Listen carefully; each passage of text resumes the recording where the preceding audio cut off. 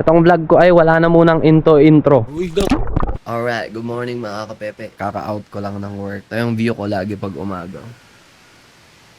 Gusto ko nang i-on yung tubig ng Epe Pond. Kasi ang tagal ko nang inaantay eh. So, tara, on natin yung tubig. Sama na din natin si Oni. Okay, so kung isasama natin si Oni, wala na siyang bitlog. Kailangan niyang nakakulong.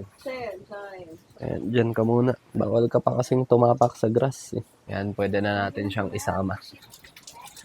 Tara, Prince Oni. Wala ka ng bitlog. Paganto na lang para kita mo. Okay. Ayan na. Whoops. Yan talaga yung expected ko na mangyayari sa kanya. Oh my God, ayan na yung water. Parang gusto ko tong ipepe-clean saglit.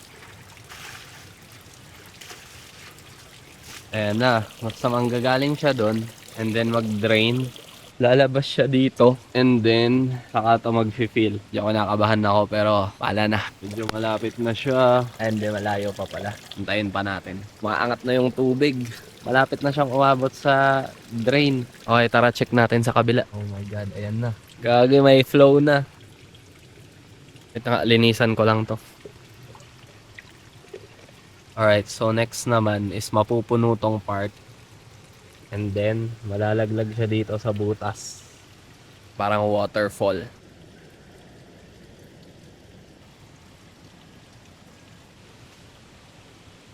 Ano, board ka na?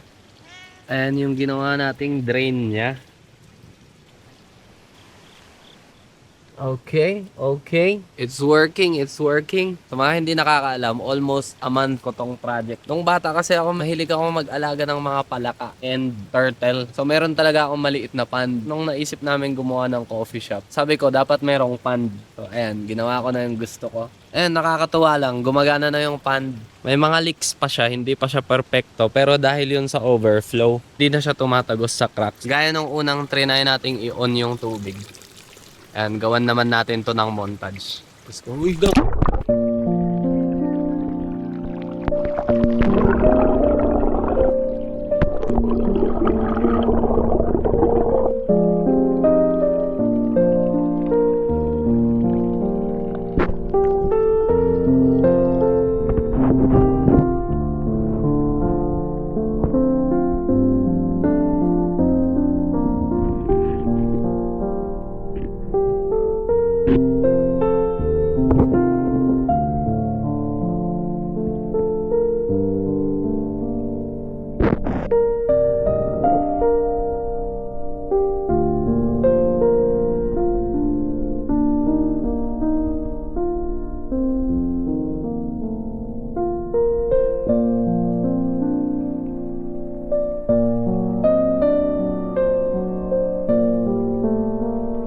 Finishing touches na lang tayo. So, minor adjustment.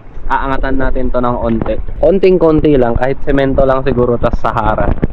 And then, design na lang. After nun, makakapag-focus na talaga tayo dito sa pangarap nga nating coffee shop. Alright, inaantok na ako. Minsan lang ako mag-vlog ng morning kasi gantong oras talaga ako natatapos. So, gaya nga ng lagi kong sinasabi, kapepe for life.